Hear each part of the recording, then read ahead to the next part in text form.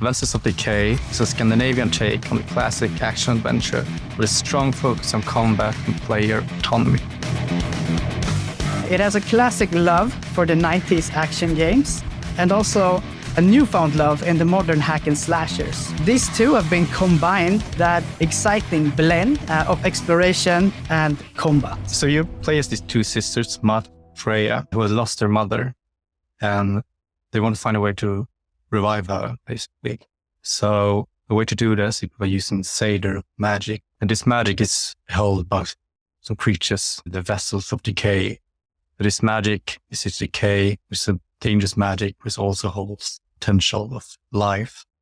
And that's a power which Mud and Freya are looking for to revive the mother. We're about to encounter the first boss, which is a troll. And a quite spectacular fight too. Small cutscene here. Here you can also see the premonitions. You see the large footprint there. Something big made it, right? And the shadow going over.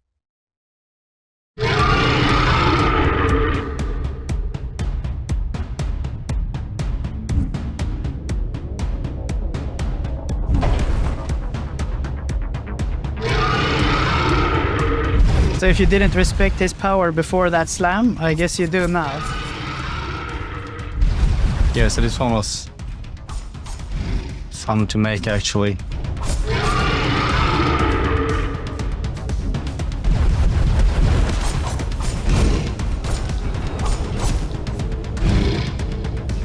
So as you can see here, he's a very powerful enemy. He's hits and everything is taking down trees and there's a lot happening. So you gotta be quick on your feet here. If you're not like moving around constantly, he will get you, and it's a powerful blow. You will need to watch out for those. So you can wail on him in between his attacks if you evade them. There's always also some HP spawning in case you need a refill. And when you hurt him enough, the quick time event will start. And if you are successful, you get a really pleasing finish. And if you're unsuccessful, you're getting slammed. Now it's a ball, that means you're doing something good. It's desperate.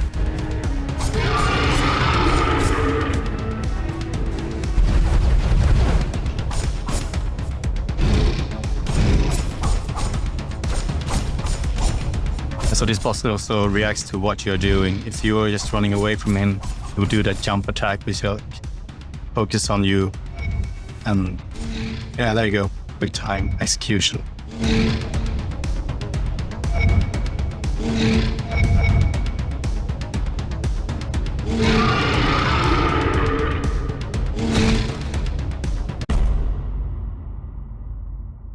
And there's an enormous amount of XP, which it's cool. There are monsters for you to fight, of course, but there are also puzzles to solve. And in order to solve some of these puzzles, you have to pay attention to your surroundings. So we're about to watch Mud and Freya go through a shopping mall, or as they call it in Sweden, a galleria, where you can see some stores, and we will also show you some skills which you can use in combat. So here you can see some very light puzzles, like the basic stuff. How do you push a block?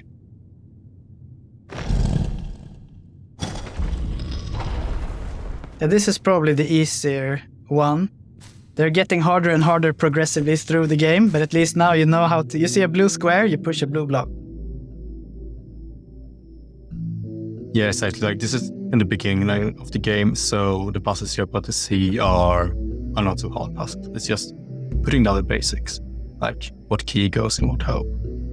If you have been to Sweden, you will recognize the subways, you will recognize the stores. Here I'm really playing with so that trolls get turned to stone in the sunshine. So the sun goes down to that troll, and you're gonna see it doesn't have a head, so you can use the head in the puzzle.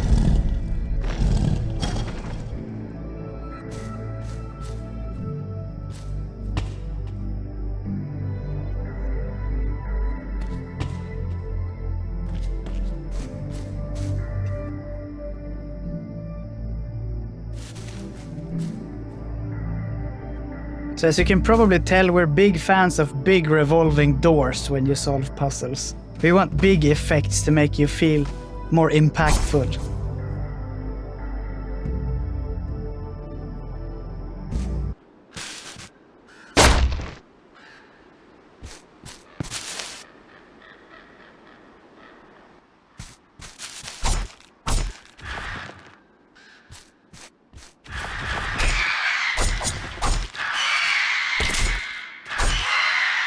But there she grabbed another enemy and threw it, which is a very good combat strategy.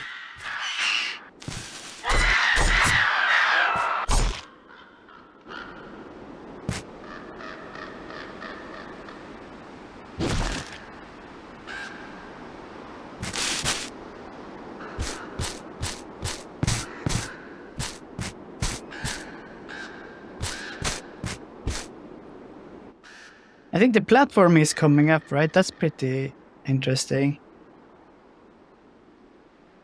It's a bit of a platforming element.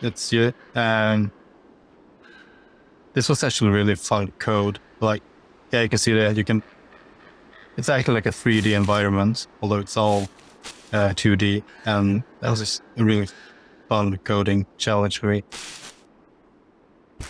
That's some very light platforming though. There will be just balancing on beams and like climbing and stuff like that, which was really cool.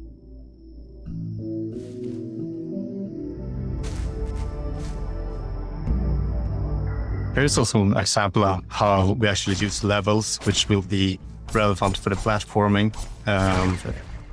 Like the block you need to use there is on another level.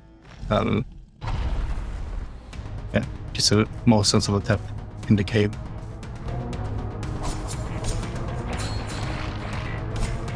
And you can tell that there's about to be combat when the music starts ramping up as well. Yeah, and then there's another execution move. It's another execution move, the curb stomp. Instead that one, you can use that as a weapon to throw at other enemies.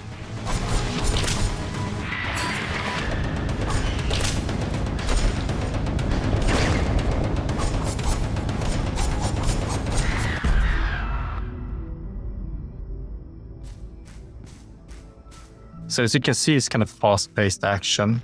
Or at least that's my play style. Super bike.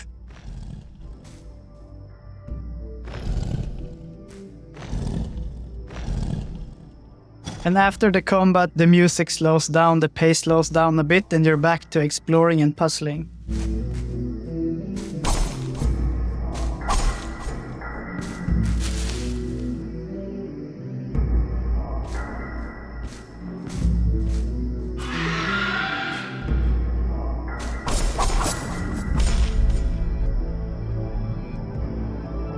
There's an enemy called the Vipra, or Wither, I call them in English.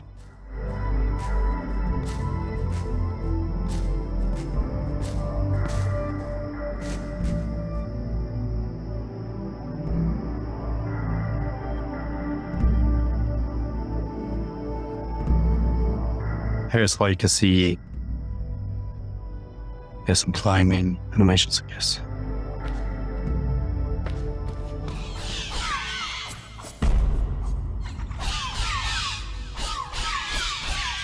Now, this character is Mud. Just leveled up. And I select some skills. There we go. Village tree. And then you have passive skills on the bottom. If you don't like the active skills, you just want to button mash. And active skills on top.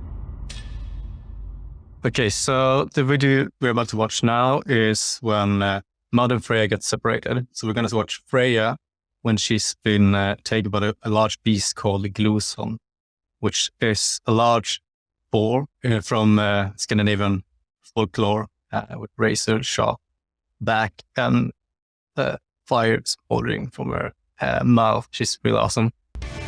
Cool, so during the boss fights, there will be quick time events for the player to complete.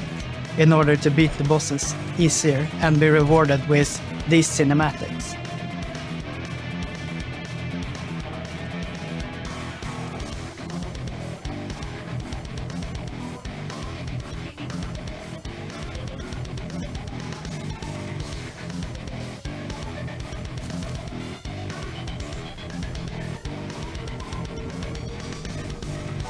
To make the boss fights feel more spectacular, the boss encounters are always split into 3.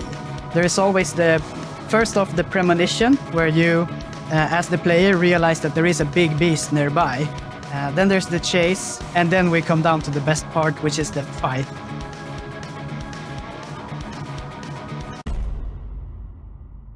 So as you can tell, the execution mechanic is there once these enemies are injured enough. But you don't have to. You can choose to execute them if that makes you feel good. But if you prefer to button mash away, then have your way.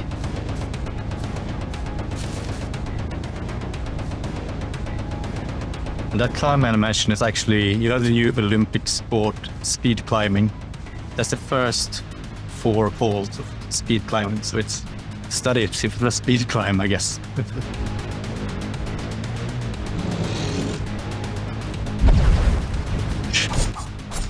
So this is a berserk.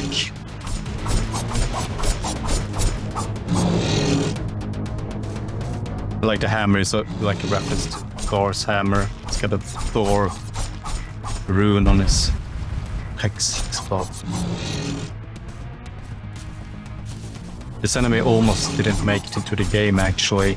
It's something I made quite a while ago and I forgot about him. And then I found him among my files, was like, oh my god, we need to put this enemy back in the game. Now we're gonna see. Yeah, this is one of the best animations. Every enemy in the game has their own execution animation. So it's different for all of them, but they all die spectacularly.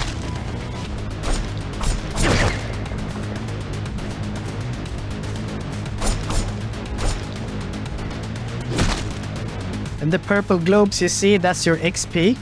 Enough of it will level you up and you get to improve your character. I see that jumping character, it's called a Mara. It's a nightmare creature. Really cool.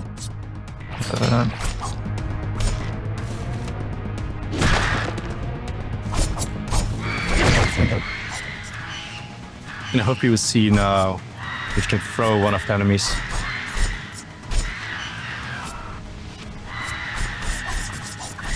Oh, and we get hit. Yeah, if you parry them mid-jump, you can actually grab them and throw them at other enemies. Yeah, exactly. So you can use the jumping enemies, you can use them as weapons towards other enemies. You've been watching Vessels of Decay and hope you enjoyed that, and hopefully you will play it in the future as well. So thank you, London Game Festival. If you want to stay up to date on our game, please wishlist our game on Steam and join our Discord and interact with us. Yeah, and if you want to see more of the development, you could follow my Twitter account, Simon Jacobson. Bye.